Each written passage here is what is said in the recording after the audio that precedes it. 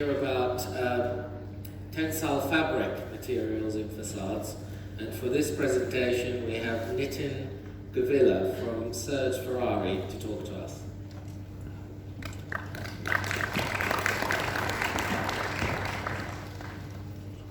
Good morning.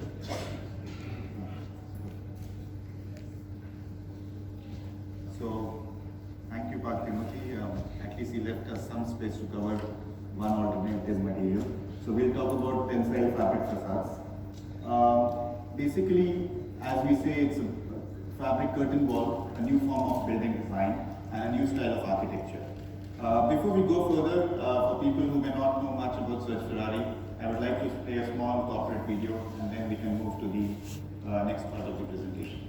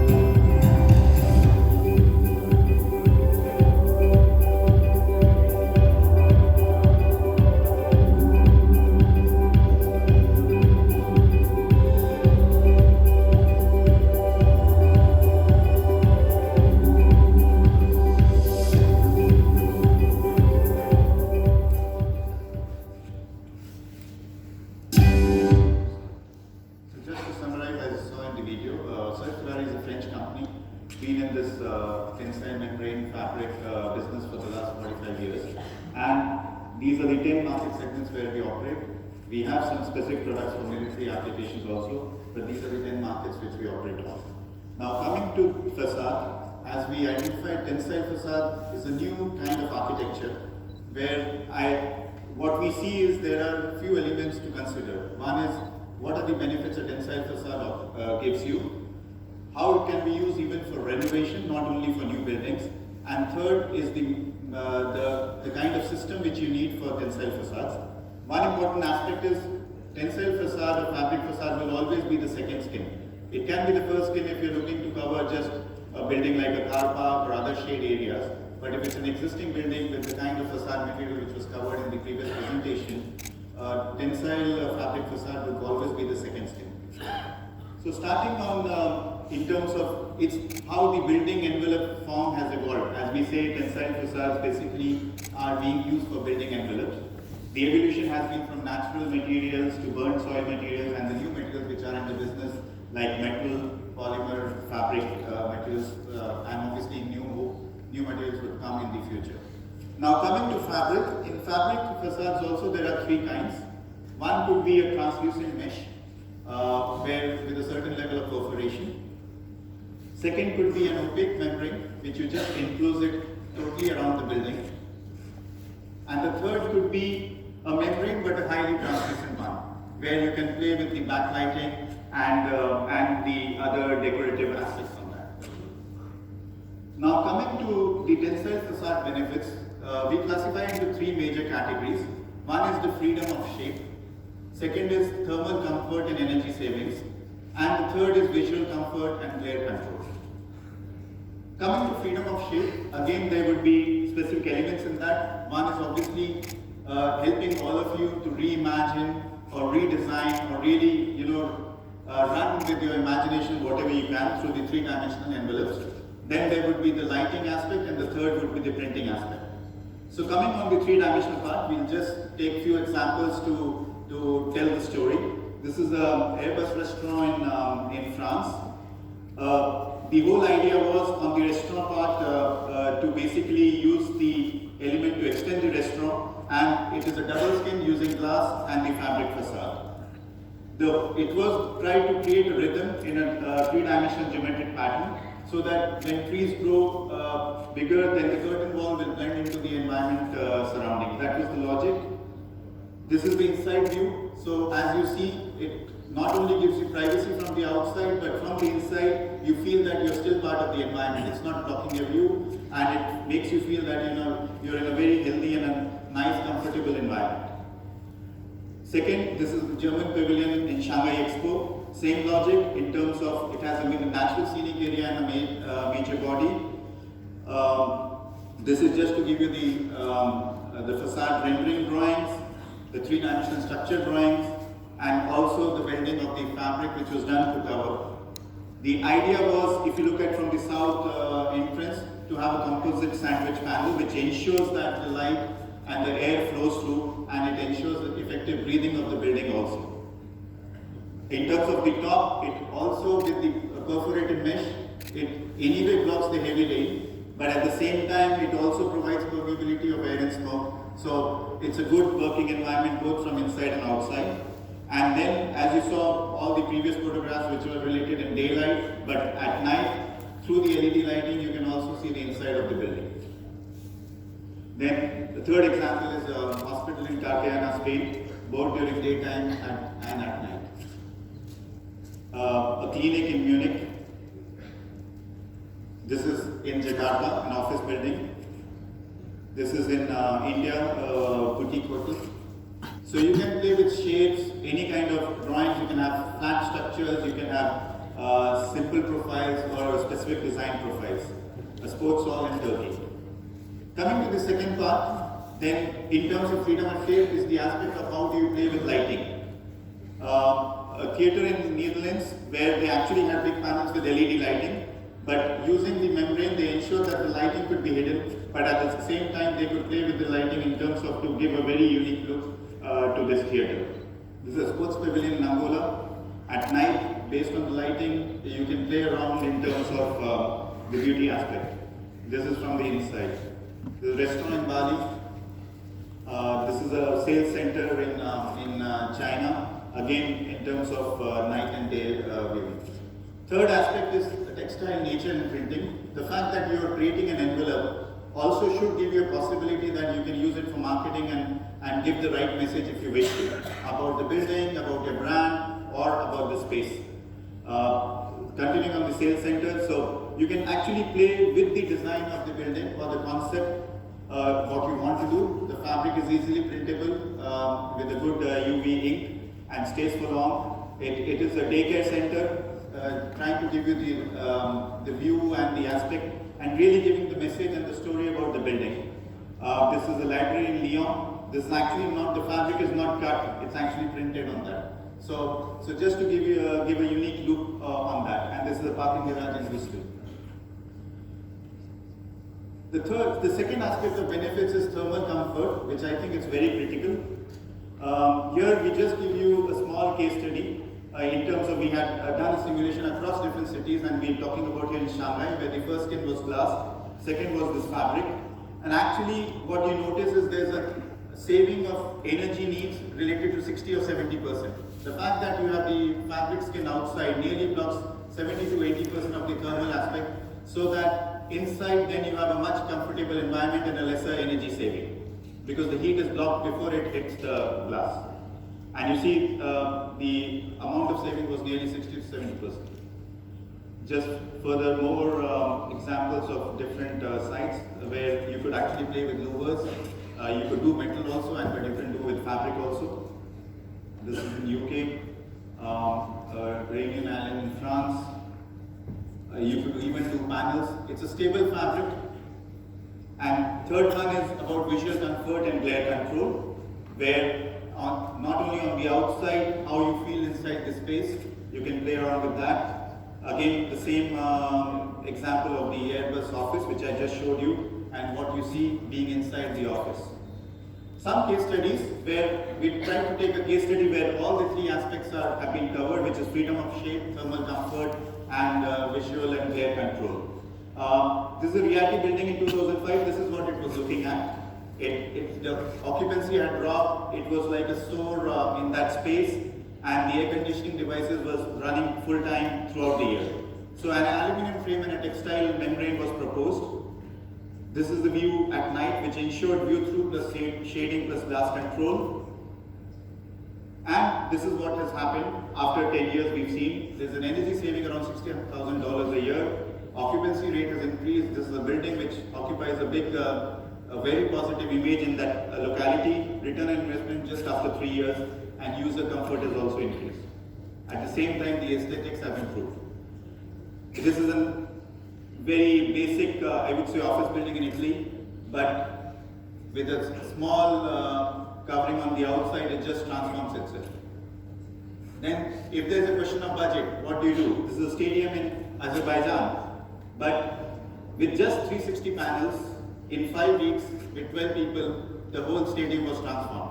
Otherwise, you'll have to pull down the stadium or build a new structure. So even old buildings can be renovated easily, not only about renovation and beauty, but at the same time providing all the other necessary functions of light and glare. When there is obviously again a budget issue, you can just do very, very simple panels. There are companies which are here who sell these systems where you can use it with the fabric, and you see it's so simple to do.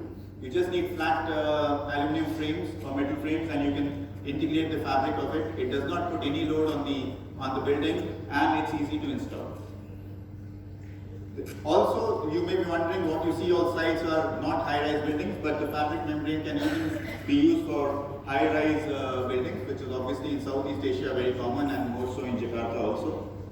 Now, just to summarize, the membrane which we talk about is very light, around 550 grams, but at the same time can take a load of 6 metric tons. Strong weather resistance, there's no mold forming on that. The communication, the electronic communication is very safe. I mean, safe meaning it does not block. There's no Faraday cage effect here. There's no whistling sound, and the natural daylighting is preserved while blocking the thermal aspect. So this is about the Faraday cage effect. It does not interfere with communication compared to the metal panels, and can be easily used to along different buildings. It also avoids wind noise. There's no whistling noise. This is an example of a music center in Germany, where actually they decided to use a membrane so that it does not interfere with the music part. It's durable, and why? Because Sergr Ferrari has a patented pre-contron technology. When we are doing the coating, the fabric is stretched in both directions. That ensures a lot of stability over a longer period of time, which is what you would need in a tensile facade membrane. That over a period of time, it does not sag, it does not curl, or it does not curve, and that's what this product provides. There's no microorganism growth also. And thermal properties, as I mentioned, just to ensure that if you put it on the outside, it ensures it nearly blocks 80 to 90% of your thermal heat coming into the building, because it's before the glass, and then also it helps you to reduce your energy bills. And this is a study by World Green Building Council. When you see that if you have good transparency, natural light, how it impacts the productivity in terms of different aspects, that you're still feeling that you're part of a building and integrated with the surroundings outside. Obviously, when you have to do this, the next question comes is, how do I do that? There are a lot of profile solutions available in the market. There's BTS, there's BAT Spain, there's Sofoma. Even Shuko has a system called facade, where you can use these are proprietary systems. But at the same time, if you have a simple structure, you can develop the standard profiles through in-house engineering also. And here I'll just take a few minutes to show a small video in Spain, where it uses a BAT system. At the same time, it's an office space, and what was the logic of the design.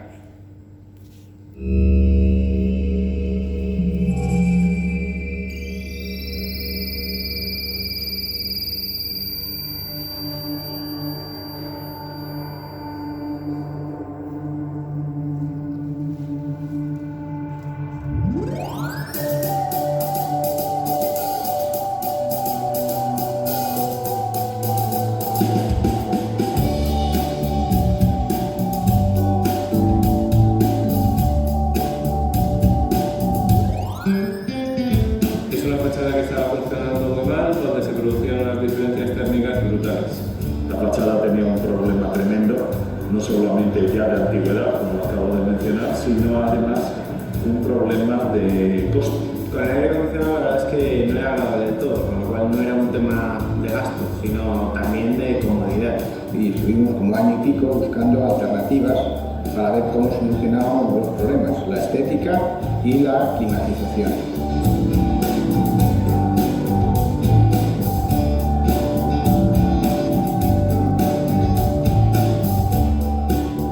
La propiedad se decantó por el sistema Batenso con tejidos Otis por sus mejores prestaciones en cuanto a protección solar, ligereza, estéticas y facilidad de instalación. El montaje de toda la fachada ha sido impecable y era como un puzzle, es decir, primero montaron todo el tema de bastidores de la estructura de la fachada y luego como todos los paneles textiles venían ya también prefabricados, ha sido un montaje súper rápido. El efecto que se ha conseguido con este tejido es que no tiene nada que ver. Al ser una fachada sur, la verdad es que nos decantamos por este material porque era el que más se ajustaba a nuestras necesidades.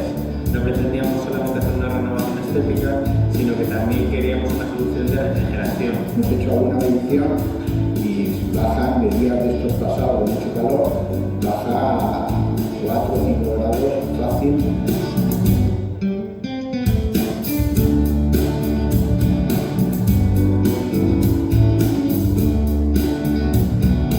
Nos preocupaba el tema de la luminosidad, que pudiéramos realmente quedarnos oscuros. No se ha notado un descenso en la intensidad luminosa y se ha mejorado mucho en lo que es confort lumínico y todos los reflejos en pantalla de ordenador. La visibilidad es perfecta, no quita luz y la tamiza, con lo cual también quita reflejos, es decir, da una mayor calidad a la gente que trabaja allí. A mí lo que me gusta es que de noche, con las luces, el edificio queda muy moderno y queda una especie de mezcla de luces y formas que le da un aire muy vanguardista.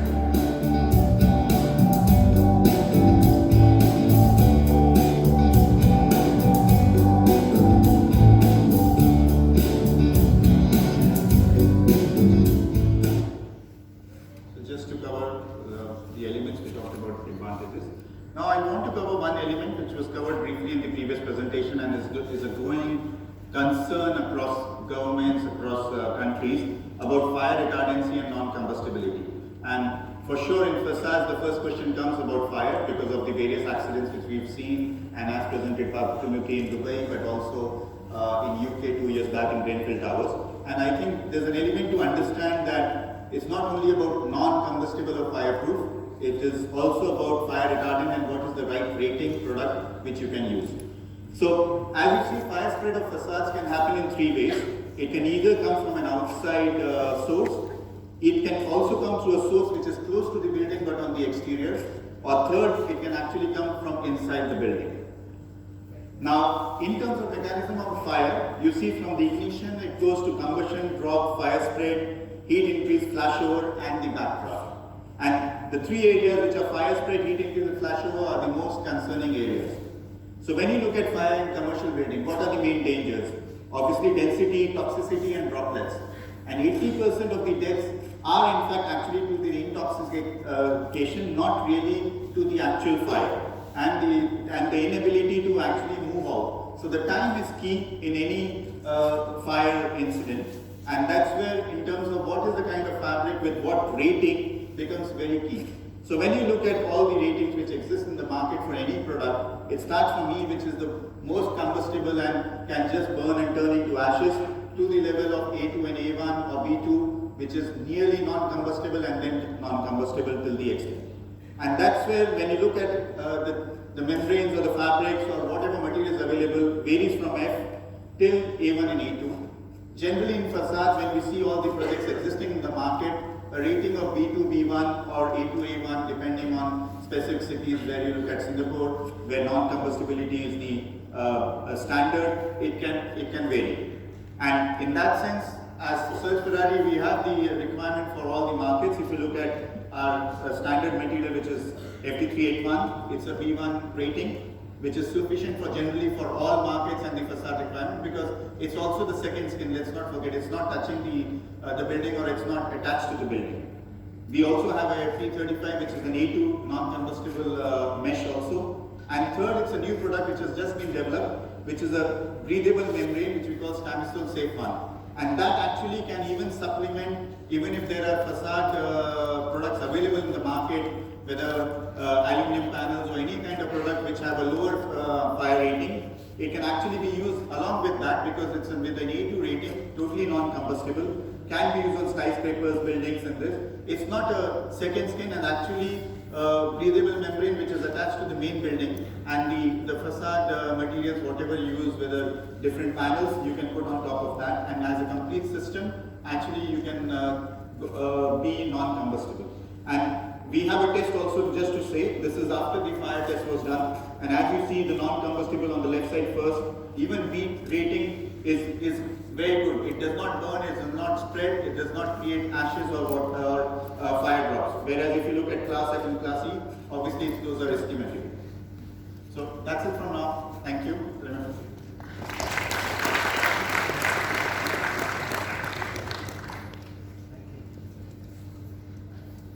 Thank you very much, Nitin. I think you covered a lot of material today. Well done.